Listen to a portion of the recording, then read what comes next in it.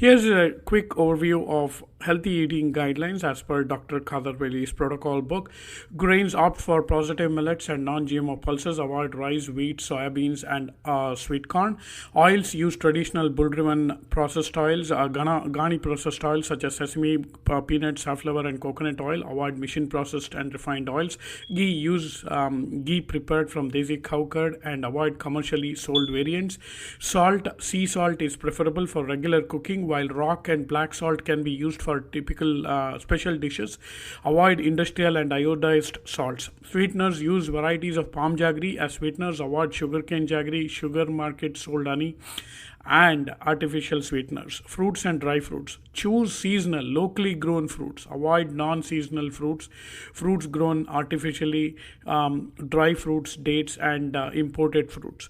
Vegetables. Consume locally grown, organic vegetables and leafy greens. Avoid imported and GMO vegetables.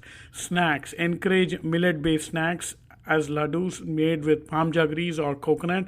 Avoid bakery items, chocolates, processed foods, and foods made with all-purpose flour, semolina, or vermicelli.